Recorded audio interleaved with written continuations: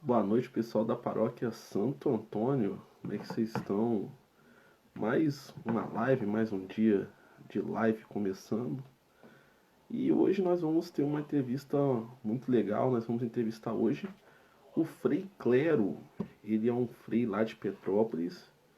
E a gente vai bater um papo com ele, saber como é a vida dele, como vivem os freis lá. Então já vamos convidar.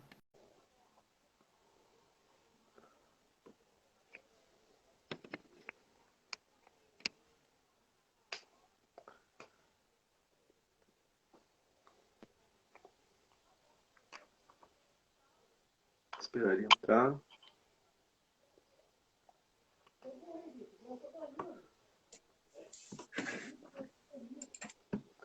Lembrando que essa semana é semana de Santa Rita, temos bastante programação lá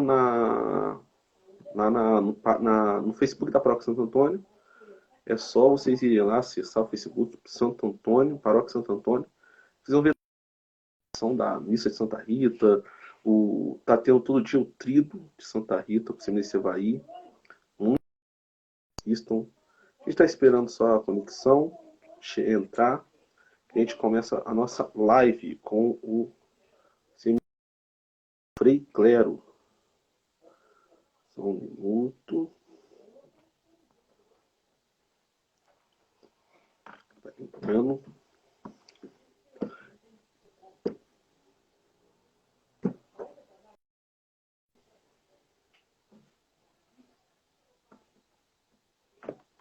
Esperar a internet funcionar agora. Mas é isso, não percam a Semana de Santa Rita. Muito legal lá na Paróquia Santo Antônio. Assistam lá que tá muito legal toda semana. Todo dia, né? Todo dia. O terço também, a catequese. E não percam também nossas lives. Nossas lives estão funcionando. Só esperar a conexão funcionar.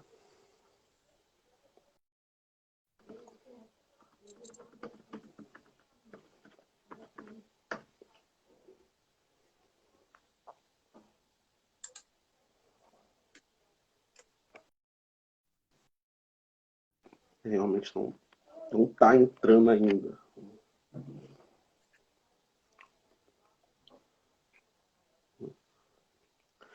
Vai estar lembrando aqui, missa amanhã às 8 horas da manhã e às 19h30. Lá no Facebook da Paróquia Santo Antônio. Só entrar lá no Facebook, né, seminarista? A gente vai toda semana, todo dia, né? Tá tendo várias programações, né? O trido que você tá fazendo. Muitas coisas lá muito legais, né? Sem contar que também tem o link pro Facebook para nossas lives. Só esperar a conexão entrar que a gente vai começar a nossa live. Porque o Frei tá lá no onde eles moram. Vamos entrar. Olá, Thaís. Assista com a gente aí. Só esperar a internet do Frei funcionar e a gente vai começar a nossa live. Ele tá meio ruim. Enquanto a internet estiver funcionando, tem algumas lives que já estão disponíveis lá no YouTube. Tem com o Padre Silvio, foi a última, foi muito legal a live com o Padre Silvio. Muito legal, assistam. Uma live sensacional. Ele deu uma aula de como entrar no seminário. Contou um pouco da história da vida dos padres. Assistam lá que é muito legal. Outra live muito legal, a live com o Padre Xavier. Assistam também. Tem que ser Mercevaí. Tem com o Jorge do Missão Resgate Já. Uma live sensacional. Outras lives também que já fizemos com o Raoni, que é o professor de história do Parresia. Assistam lá também. Diácono Adalberto foi a live mais vista lá no YouTube. Assistam lá. O Diácono Adalberto deu uma aula também. Foi uma das lives mais sensacionais que a gente fez. Não deixem de assistir as nossas lives. Hoje nós vamos falar com o Frei Clero, assim que a internet dele permitir e der pra gente fazer. Vamos ver. Tá me escutando, Frei? Estou. Aí a sua imagem não tá aparecendo. Uai, a câmera tá de mau humor, será? Não sei. Ativa a câmera aí, vê se. Vê se. A câmera não tá, não sei se todo mundo assiste, se tá dando para o pessoal ver. Eu não tô conseguindo ver. Então, Você tá aqui me a minha, conseguindo ver? aí eu lhe vejo. Só a minha câmera que não aparece, está negra. Ih, aconteceu uma coisa com a câmera do Frei. Estranho isso, a câmera tá meio. Seu celular tá de frente ou tá. Tá por. Tá com a frente, né? Com a câmera frontal, né? Mas eu já virei aqui e não foi, não. Ih, Foi, voltou, foi, voltou. não, eu tô te escutando, só não consigo ver a sua imagem. Consigo ver a sua imagem, mas não tá dando pra. Mas sua voz eu escuto perfeitamente. Pelo menos a voz sai. É, a voz tá saindo. Ó, eu tenho que ver se a imagem aparece. Mas, Frei, então, vamos ver. Enquanto a imagem não aparece, vamos conversando um pouco. Conta um pouco da sua história. Como é que você virou Frei? Como era o pequeno clero na sua infância? Faz o seguinte, envia mais uma vez e vamos ver se essa imagem abre ou não. Se não abrir, nós seguimos pelo áudio. Vou ver aqui. Show. Vamos tentar aqui. Rezem para que a imagem do clero apareça. Muito legal. Isso é de um frei. A gente não é acostumado a ver freis, né, na nossa paróquia, na nossa diocese mesmo. Vamos ver se aparece a imagem do frei. Vamos tentar a última tentativa aqui. Vamos ver se aparece.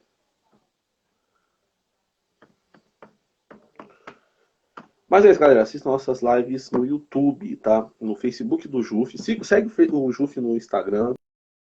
Peça para ser amigo do Juf no. E lá a gente vai colocando todos os links, né, das lives que a gente vai fazendo. É uma ideia que a gente teve para vocês conhecerem a história dos padres, dos diáconos, dos freis. A gente vai fazer com uma freira também, né, no sábado que vem, sem ser esse sábado ou outro. Vamos fazer com uma freira, contar como é que é a história deles. Então a gente vai vendo aí como, conhecendo, né, um pouco das histórias, conhecendo um pouco de como eles entraram. A gente vai vendo direitinho. Vamos ver o que aconteceu com o nosso Frei Clero.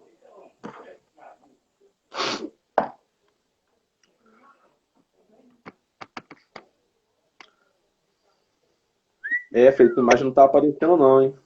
É, minha câmera tá de mau humor. Não está aparecendo. Vou ter que fazer igual o rádio. Relembrar dos tempos de ouro. É, eu lembro os tempos de rádio, né? É a sua câmera ou é a sua internet? Eu não tô.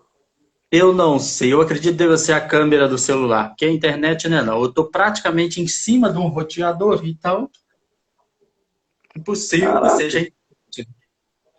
Só tem esse celular aí. Bom, eu só tenho esse.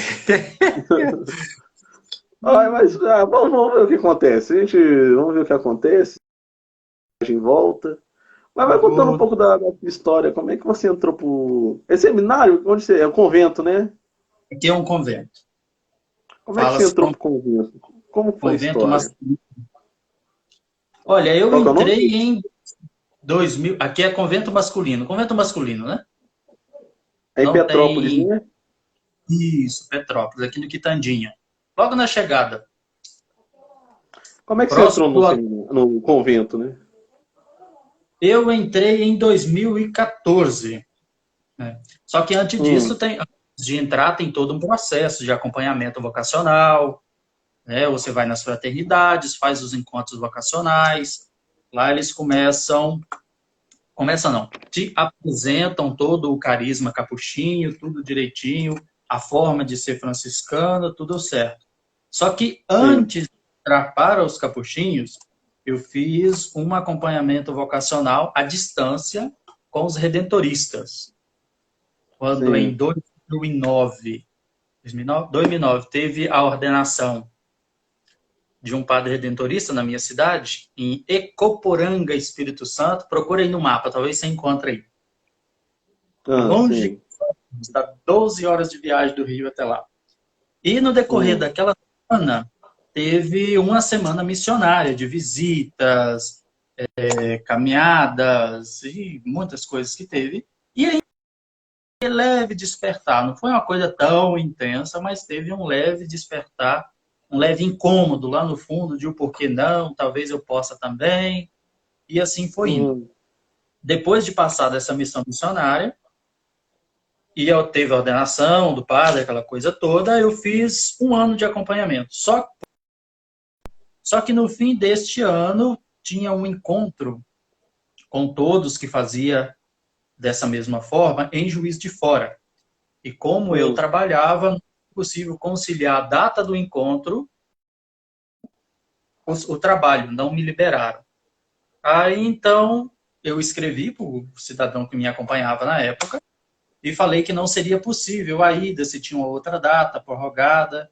Ele disse que ia ver, e nesse ver foi vendo, e no fim das contas me mandaram um, uma carta ou e-mail na época, eu nem me recordo bem o que foi, dizendo que não dava para fazer o acompanhamento e quando fosse possível fazer de forma presencial, eu entrasse em contato com eles. Então, passou ali 2010 e esfriou. E nesse meio tempo já tinha hum. chegado, que é de presença diocesana, passou-se a ser presença religiosa dos freis capuchinhos, a partir de Sim. 2008, outubro de 2008. Só que ainda eu não tinha uma proximidade com os freis na época, porque eu morava no interior, quando eles se mudaram para lá. No fim de 2008, que eu mudei para a sede do município, e aí teve um contato maior. Mas aquela ideia de ser padre, de entrar, aquela coisa assim, já tinha esfriado, tinha ficado acomodado. Deixei a vida e seguindo normal.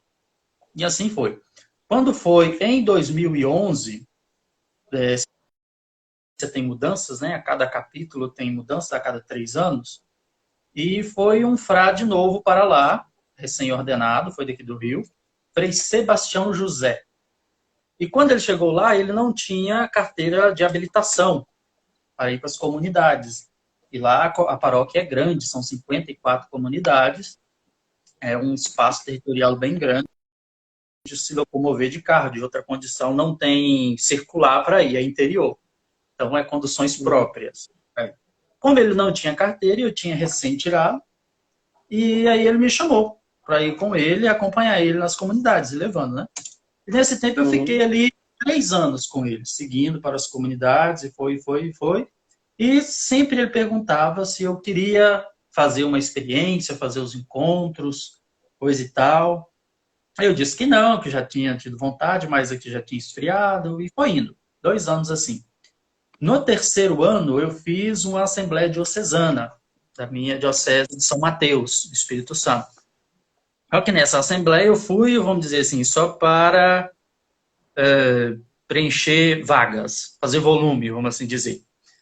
Mas lá no final do encontro, sempre eles distribuem uma ficha cadastral, lá fazendo algumas perguntas e perguntando se o candidato deseja seguir o acompanhamento ou se ficou só ali mesmo, se pretende seguir uma vida diocesana ou religiosa. E nesse campo, eu coloquei a possibilidade futura de uma vida religiosa. E nisso, o padre da época entregou essa ficha cadastral para o Frei Sebastião, que foi que ele era o promotor local de lá. Passou-se um ano, 2 anos, na verdade, eu acho, 2 anos, e no fim dos 2 anos eu repensei novamente e falei com ele. Eu falei, olha, coloca o meu nome lá na Assembleia Diocesana que eu vou lá. Aí fiz mais uma vez a Assembleia Diocesana, dessa vez mais voltado, mais centrado, que realmente eu estava querendo. Né? Uhum. Fiz e depois, voltando para Ecoporanga, começou-se a fazer os encontros vocacionais.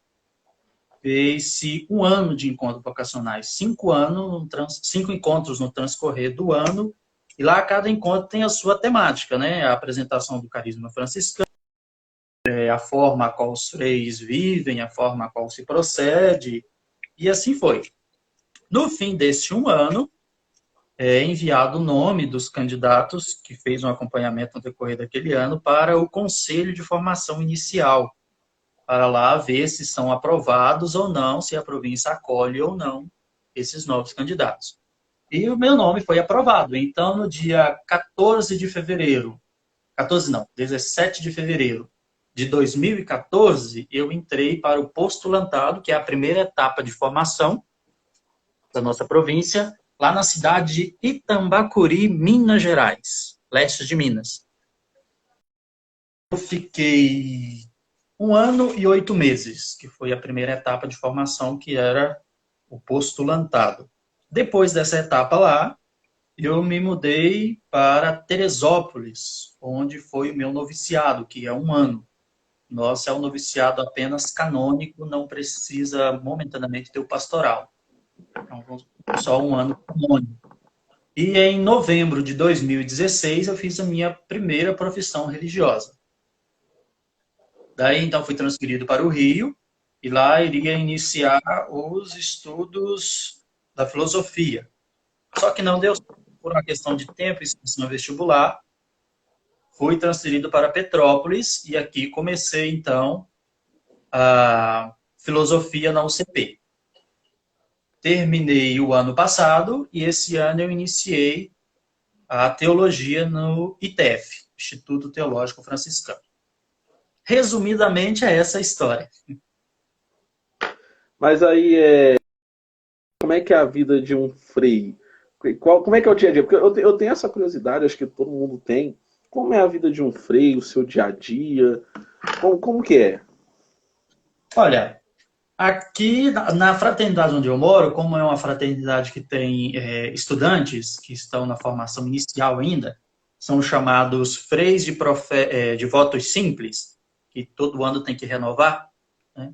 Quando se faz a renovação, promete-se 1 ano, a vivência dos votos, e no fim, mais uma vez, até fazer a profissão solene. Aqui, como tem a realidade dos frades perpétuos, que compõem a fraternidade, que são os responsáveis, dentro da fraternidade se divide entre o guardião, que é o responsável por exortar a fraternidade, alegrar na caminhada e outras coisas necessárias, o ecônomo, que cuida da parte das finanças, e o formador, que cuida da parte dos estudantes. Conversa pessoal, exortação mensal. Se ele vê que está desviando um pouco do caminho, chama o frei para conversar, e essas coisas assim. Aqui, geralmente, a nossa vida, como estudantes, gira em torno das pastorais e da faculdade. Né? De segunda a sexta, faculdade. Agora, mesmo nos tempos de pandemia, tem aula online, não se mudou. Né? Ainda bem que está dando para aproveitar, não vai ficar tudo perdido. E entre a faculdade e as atividades da casa. Dia de terça e sexta tem limpeza. Nós cuidamos da nossa casa. Temos uma auxiliar, mas é para fazer comidas, refeições, porque de manhã estamos na faculdade, os freis têm outros afazeres, então não teria alguém assim disponível para fazer. Para dar uma flexibilidade maior na vida, aí contratamos a menina para fazer comida. Mas, geralmente, gira da faculdade, dos afazeres de casa, e as pastorais também, né? As comunidades, cada um frei acompanha uma comunidade, não tomando a frente dela, mas acompanhando ela no seu dia a dia, orações, celebrações da palavra, visita aos doentes, visita a famílias, oração do terço, coisa assim. Mas tem a dinâmica também dos freis que são ordenados, né, que assumem a paróquia. No caso, tem o frei Paulo aqui, que é o pároco, e o frei Salim, que é o vigário dele, e tem o frei Clenildo, que é irmão leigo, que é o nosso formador. É um frei de professo solene, que não pede a ordenação sacerdotal nem diaconal, mas que tem os seus afazeres e grande importância também dentro da fraternidade. Para quem chegou agora, a gente tá com um problema na imagem do Frei, mas a gente está continuando nosso bate-papo, tá tranquilo. Daí a gente vai conversando. O importante é o que ele tem para falar, a mensagem que ele vai passar para gente. É uma curiosidade minha também. Qual que é a principal diferença entre um frei e um padre? Qual que é a diferença assim principal? Olha, acredito que a primeira é que o padre diocesano está ligado a uma diocese e o religioso está ligado a uma ordem religiosa, né? Os religiosos fazem votos e os padres diocesanos fazem promessas que são renovadas anualmente. Cada ano, na missa dos Santos Óleos, ele, diante do bispo, renova suas promessas.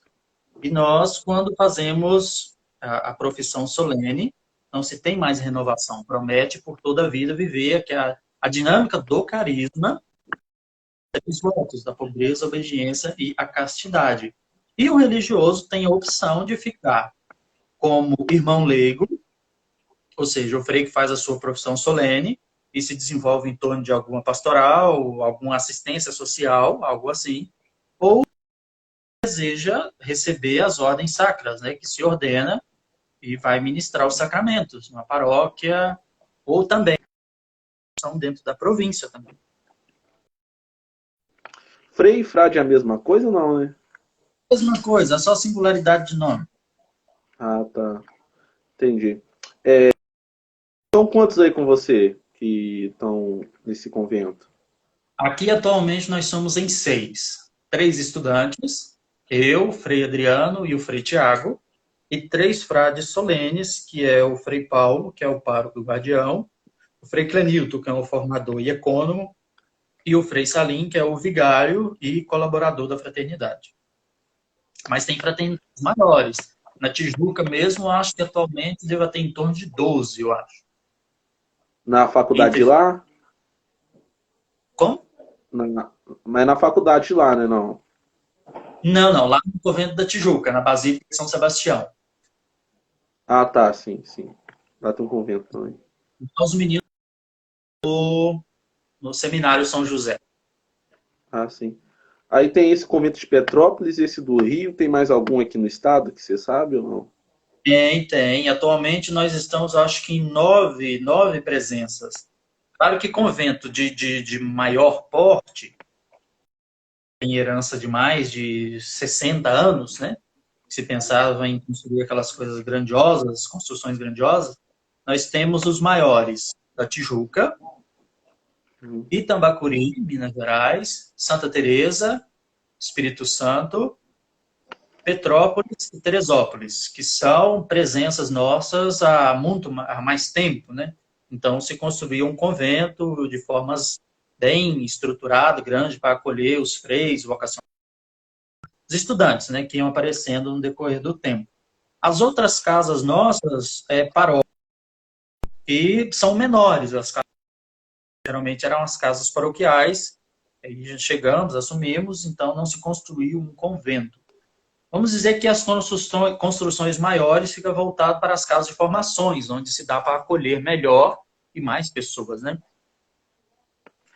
Aí vocês fazem serviços sociais aí na região, na cidade? Ou vocês fazem alguma Em coisa? província de serviço que a gente tem, eu não estou enganado, é uma creche que nós temos lá no Morro do Turano, na Tijuca, onde assistem as crianças de volto. Temos também uma faculdade em Santa Teresa, Espírito Santo, e um outro colégio que temos em Ibiraçu, Espírito Santo também. Caramba, que legal. Em algum momento, assim, qual foi a idade para você nesse tempo que você está no convento? Você está desde 2014, não é? 2014. Vai fazer 6 anos. Qual foi a maior dificuldade? Você chegou a algum momento pensar em desistir ou não? Sempre a sua fé te manteve aí? Sempre foi muito tranquilo, muito convicto? Olha, vamos dizer que essas são as benditas crises, né? Que fazem crescer ou dar uma confusão maior na vida. Crise vocacional de chegar a pesar, vamos dizer assim, de olhar ao guarda-roupa, fazer as malas e pensar, vou tomar uma direção que essa não é a minha vida. Essa eu não tive. até ontem. Não sei se ela chega amanhã, né? Eu não Tomara que tive, não, por favor. Senão... até ontem eu não tive. Mas claro que tem alguns momentos que a gente fica reflexivo. A gente pensa realmente, né? Senhor, será este mesmo caminho acertado? Fiz a escolha correta? Mas são reflexões que ajudam no crescimento da vocação. As crises ajudam, né? Sempre se sai fortalecido dela, com novos Exatamente. olhos, novas perspectivas em torno da vocação. Você já nasceu de uma família católica ou você virou católico quando mais velho? Não, não, de família católica. Tanto do lado paterno quanto materno. Hoje em Ah, dia que tá, deu uma leve mistura, mesclado, não sei como eu posso dizer. Então já tem alguns tios, primos que são protestantes. Eu ia falar evangélico, né? O nome correto é protestante. E pronto, não. protestante. Ah, mas tem um freio na família, então eles vão virar católico mais pra frente, vai não? Ah, espero, né? É bom, né? Ter um freio na família. Não é qualquer família que tem isso. Espero que as palavras do profeta sejam aceitas em sua terra. Mas, é, como está sendo para vocês aí essa questão dessa quarentena, desse momento que a gente está vivendo? Como está sendo para vocês aí? Como vocês estão lidando com isso? Cara, o momento, eu acredito, é um momento de grande tristeza, né? Porque ter que ficar em casa, não por gosto e sim por obrigação, saindo só por necessidades, que é o que estamos fazendo aqui, mais que temos um freio mais idoso, mais de 60 anos, um outro com quase 60, mas ainda assim, por causa da saúde, está dentro do grupo de risco, tem que tomar maior cuidado. Sair apenas por coisas necessárias, supermercado, pagar contas, farmácias, coisas assim. E dá uma tristeza grande que a gente olha no fim de semana na igreja ou nos dias de semana, que era acostumado ter grande quantia de fiéis que vinha participar das missas e ali se conversava o acontecido da semana, como foi, como estava passando. E agora nada, a pessoa vem à igreja, recebe a comunhão e volta novamente. Não tem mais esse bate-papo, isso é bem chato, bem triste, né? Mas vai passar, né? Vai passar. Daqui a algum tempo a gente pode ter certeza que iremos ter Espero. Espero, né? Que a gente tem um novo jeito de viver, um novo jeito de a gente tá vivendo a nossa religião, a nossa igreja católica. Espero que as Sim. pessoas, também católicos, possamos usar esse tempo para refletir, né? Para ser pessoas melhores, né? Nesse momento. Aproximar mais, né? O pregador da Uhum. Casa Pontifícia, que é um capuchinho, o Frei Raniero Cantalamessa, na reflexão dele da Sexta-feira Santa, ele fez uma reflexão em torno desse momento que estamos passando, dessa pandemia, que, segundo ele, foram em poucos momentos na história, ou se teve outros momentos semelhantes, a qual se teve tanta solidariedade, tanto entre Uhum. nações, tanto entre pessoas próximas, querendo ajudar o próximo que está passando por necessidade, seja levando a máscara, seja levando o alimento, seja ajudando nas compras que não possa sair, né? E ele dizia também na sua homilia que esse momento é para relembrar o homem que ele não está acima de tudo. Ele não se equipara a Deus, ele é mortal. Bastou uma das menores coisas na natureza, um vírus, que passa despercebido, não tem barreira nem financeira e nem de nação, para onde ele chega, para ter que lembrar as pessoas disso, a lembrar da mortalidade do homem. Exatamente, lembrar que nós não somos nada e que tem que ser bom a todo momento, justamente por causa disso. A gente não Sim, sabe o dia nem a hora e ainda mais nesse momento de pandemia que estão todos com medo, muita gente não agora tá procurando uma oração, sendo que isso aí não deveria ser por medo, e sim por uma cura interior. Então, infelizmente, né, acontece isso, mas algumas pessoas precisaram disso para entender que sem Deus nós não somos nada e nós não somos nada e que precisamos dele a todo momento, né, Clério? Sim. Com o findar dessa pandemia, eu acho que acredito que nós corremos o risco de duas situações. Uma, ou das pessoas ficarem realmente afastadas e essa questão de abraço, cumprimento, ficar cada vez mais reservada, ou realmente, quando ela acabar, ter uma vontade de estar em contato com o irmão, de ter proximidade, não afastamento. É uma outra, é 880, né? Ou vai juntar mais ou vai separar mais. Mas eu acredito que as pessoas vão sentir falta disso e vão perceber que algumas coisas tão simples. Você vê, eu tava até vendo o padre Fábio de Mello falando assim, quem diria que a gente ia sentir saudade de coisas simples, por exemplo, comer na padaria. Tipo assim, uma coisa boba.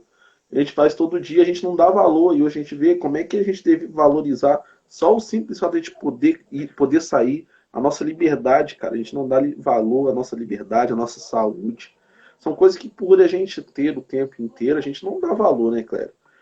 Coisas E, do dia a dia, né?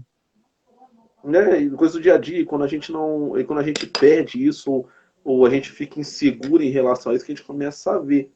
É igual eu tava vendo, esses dias eu participei da missa online, eu fui lá e, nossa, eu vi quanto tempo que a gente que eu não valorizar, não é questão de não valorizar, mas tipo assim, quando eu recebi a comunhão, fazia tanto tempo que eu não recebia, que tipo assim, eu falei, caraca, a gente toda semana tá aqui, toda semana tá aqui, então acaba se tornando um hábito, e a gente não dá o verdadeiro valor à comunhão, que ali é o Cristo vivo que está ali. Sim. Então, quando eu eu comunguei nessa missa, eu percebi assim, poxa, várias pessoas queriam ter essa oportunidade de poder comungar novamente. E é isso, a gente tem que valorizar também as questões da nossa igreja, da comunhão, da missa. Algumas famílias que eu visitei aqui, que o momento não é de visita, é de ficar cada um em suas casas, mas as Uhum. poucas que eu fui para buscar ou levar alguma coisa, eu cheguei e perguntei, e aí, como é que vocês estão vendo nessa pandemia? Levando a coisa um pouco na brincadeira também, que se levar na seriedade demais, a gente pira. Não é Uhum. deixando de ver a seriedade, mas colocando um pouquinho de humor na coisa. Aí ele falou, Frei, tá difícil, saudade de ir na missa, estou com saudade dos sacramentos. Né? Talvez isso Exatamente. faça uma valorização da parte das pessoas que se preze ir aos domingos, às missas, às celebrações, ter uma participação maior. Exatamente. A gente valorizar essas coisas que para a gente se tornou comum e não poderia se tornar comum, como a comunhão, como a missa, mas eu tenho certeza que isso aí melhorou muito, isso aí possibilitou coisas legais, como por exemplo as nossas lives, a gente conhecer a vida de vocês, conhecer como vocês vivem. Acho que a gente tem que saber tirar coisas boas desses momentos. E eu queria Sim, também perguntar, tipo assim, por exemplo, eu perguntei isso também pro aí você vai aí perguntar para você, é, tem muitas pessoas que têm essa crise vocacional. Essa crise vocacional não sim. sabe qual é a sua vocação, não às vezes quer entrar no seminário, quer entrar no convento e não tem essa certeza, ou tem medo, insegurança, ou a própria família não deixa. Como você pode aconselhar essas pessoas que querem isso, a tomar essa coragem, a tentar? Qual que é o seu conselho para essas pessoas? Para esses jovens, né? Rapaz, isso é uma coisa difícil de se falar para o candidato ir, vai ou não. Mas outro dia, conversando com um rapaz de São Paulo, acho que é de São Paulo mesmo, ele está querendo entrar para uma congregação, perguntando como eu faço, como eu não faço, vou, não vou. Aí eu falei para ele, olha, é uma visão que por quem te acompanha, quem está no acompanhamento vocacional para você, vai te mostrar o carisma, vai te mostrar como se vive, a forma a qual se portam lá dentro. Mas a decisão final de entrar, querendo ou não, tem que ser tua, né? tem que partir do seu desejo, da sua vontade, né, da sua intensidade de querer viver esse momento. E ele perguntava, mas se eu for e depois não dar certo, eu voltar? Eu falei, bom, é melhor ir. E depois, no caso de fazer um discernimento lá dentro, o tempo que se passa lá dentro é sempre de aprendizado, nunca é algo perdido, de forma nenhuma. E geralmente os candidatos, quando vão entrar, pensam muito no que vão deixar para trás. Família, casa, emprego, amigos, mais ou menos falando assim, por cima, esses são os primordiais, vamos assim dizer, né? Mas também Sim, nunca sim. se pensa no que vai ganhar lá dentro. É uma nova família que se vai ganhar. Novos irmãos, novas pessoas que vão se conhecer. Então, não olhar tanto para trás no que se vai perder, vamos assim dizer, mas olhar para frente e imaginar o que se vai ganhar. A quantia de coisas que também se vai ganhar. Exatamente. É, e é uma decisão assim que requer um pouco de ousadia, né? Você largar tudo, ainda mais nos dias de hoje, no mundo de hoje, que tudo é muito sem ser religioso, e largar tudo isso para entrar num convento, entrar num seminário, requer uma certa ousadia, até uma dose um pouco de loucura, você não acha? O meio salto no escuro? É, mais ou menos. Não, não só no escuro, mas sei lá, tipo assim, por exemplo.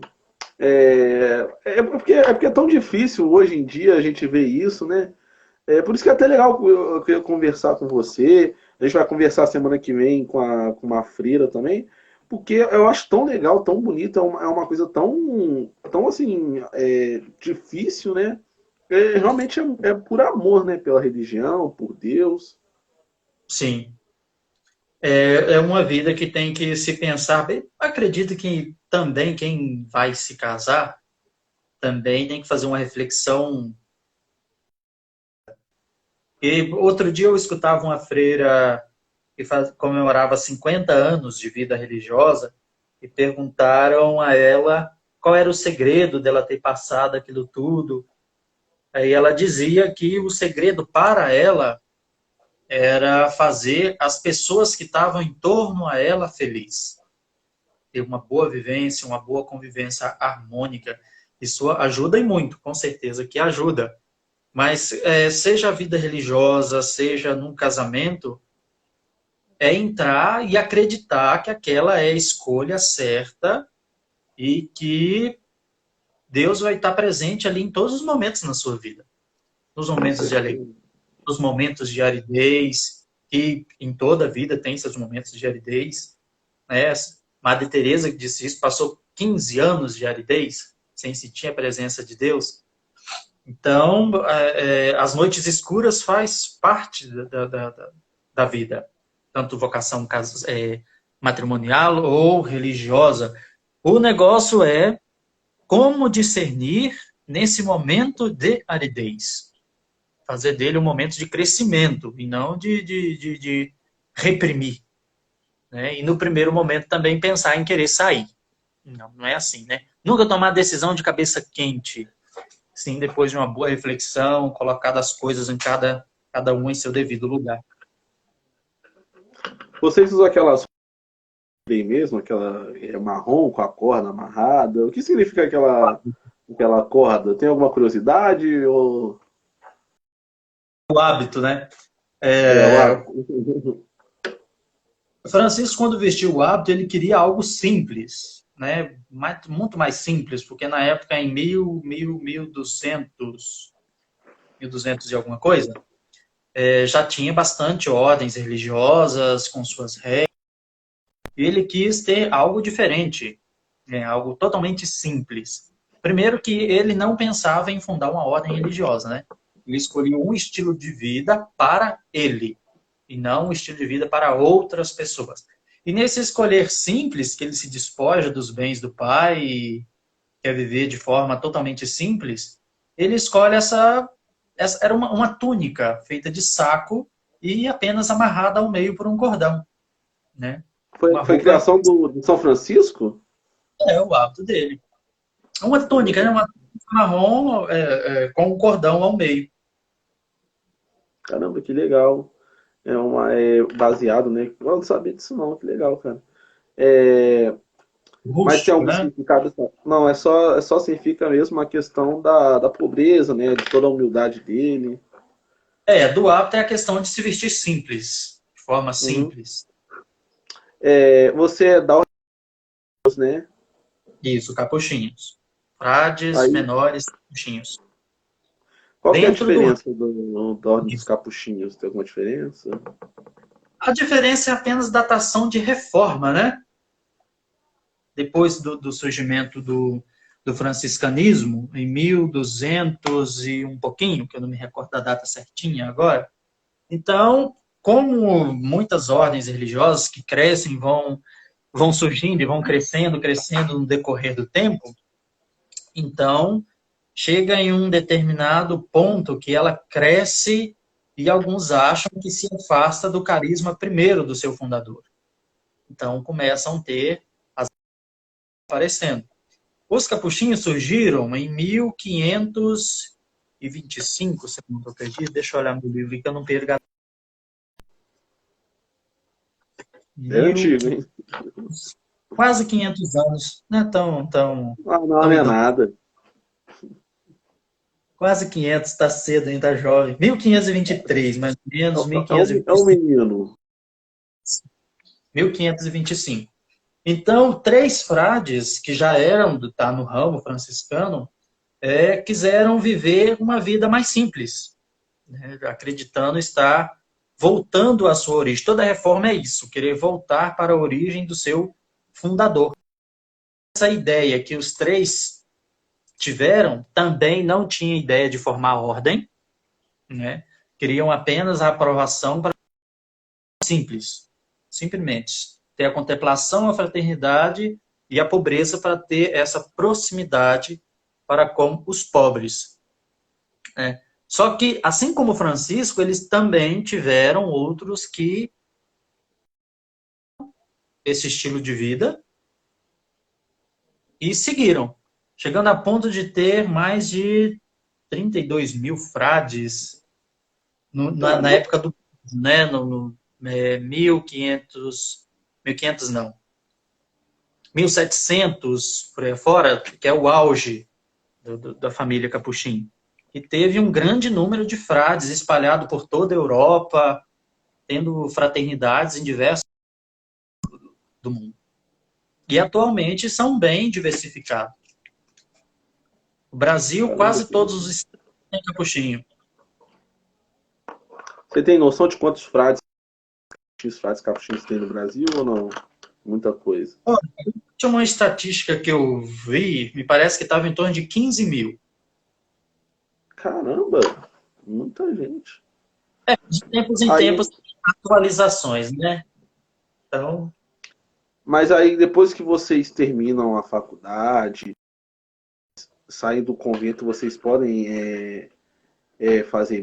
rezar a missa, vocês trabalham mais em obras sociais. O que acontece depois que vocês terminam essa etapa?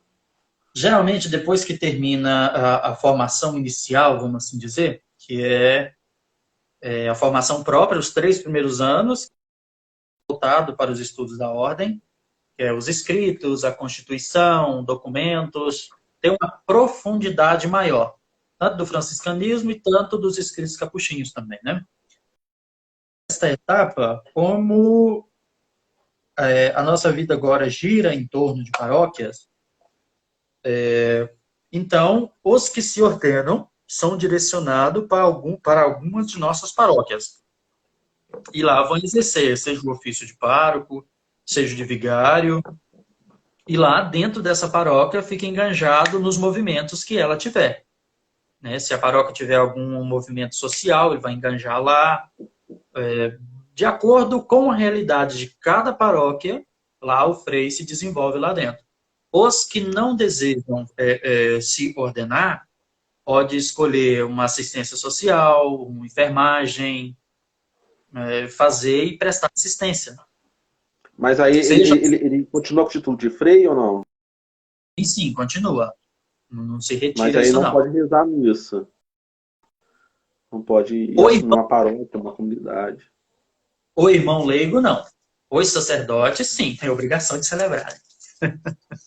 Você quer virar um sacerdote ou qual que é o seu Pretendo, objetivo? se a teologia me deixar, Ô, glória. Não, vai deixar, com certeza. Você vai quando eu entrei, passar.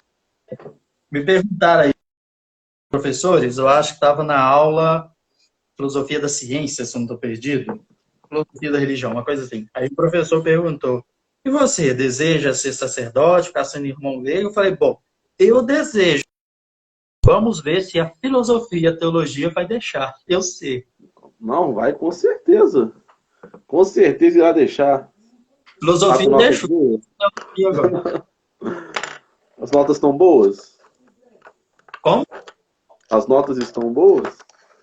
A teologia não saiu a primeira remessa ainda, tá para sair. Aí, como é que é? Tá fazendo online, né, agora, né? Ou Tudo não? online. Dá um sono Tudo às online. aulas, menino. Uma coisa de doido. É horrível, né? Nossa, tudo online, todos os dias, como se estivesse lá na sala, né? A diferença é que eu estou em Você tá casa e o professor gostando? também. Eu não tô gostando da minha online. Tipo assim, não é questão de gostar, mas sei lá. Parece que eu prefiro mais o professor ali na minha frente. Eu faço direito, né? Então, eu prefiro muito mais o professor na minha frente falando. Como é que você prefere isso também? Porque eu não tô gostando nem um pouco dessas aulas online. Mas é o jeito, né? Estando na sala de aula, talvez consiga se ter prestar atenção melhor. Estando em casa, a gente se distrai facilmente, né? É isso mesmo. Ainda mais com o celular na mão. Você distrai muito. De preferência, assista sentado, que se deitar, dorme. Não, aí você dorme. Aí não tem como, não. Mas aí você tá. Tipo, no meu estão passando. Eles não estão fazendo prova, né? Eles estão passando trabalho. O seu também tá passando trabalho? Realmente é trabalhos. Ou algumas atividades com limite de tempo dentro do horário da aula. Nossa, horrível, né? Nossa, mas o interessante é que tá salvando o semestre, né? Isso é que é importante. Pelo menos tá ficando para trás, né? Porque Isso. as federais pararam, né? Não tá tendo. Tá tendo aula, não. Praticamente perderam o período, né? Pois é. A minha de início cogitou a ideia de dar férias e depois retornar. Mas aí reviram e decidiram continuar de forma online, então o semestre vai correr como se tivesse presencial. Ah, tá bom, pelo menos isso. Tomara que os professores não pesem a mão na hora da nota, né? Vamos ficar mais tranquilo. Frei, nosso passou muito rápido, esse probleminha na câmera, a gente vai fazer outro, mais com a câmera funcionando dessa vez. Mas eu Legal. queria, antes de terminar, pedir para você deixar uma mensagem para todos que estão assistindo aqui pelo Instagram e a quem vai ver no YouTube ou no próprio IGTV do Instagram também, a todos que vão assistir, e que você deixasse uma mensagem para todos, uma mensagem de fé, uma mensagem de afago nesses momentos tão difíceis. Pode deixar. Mesmo estando igual entrevista de rádio, mas vamos lá, né? Não vai ter imagem. Olha, eu acho que a grande mensagem desses tempos a qual estamos passando é de manter viva a chama tanto da esperança e tanto da nossa fé por meio da oração, né?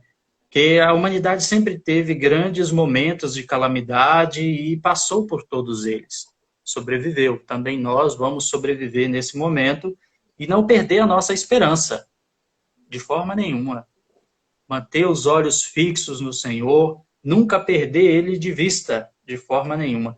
Essa é uma noite escura e, como todas as noites, vai vir um amanhecer, um sol límpido, claro e bonito, e vamos ter a nossa vida cotidiana devolvida.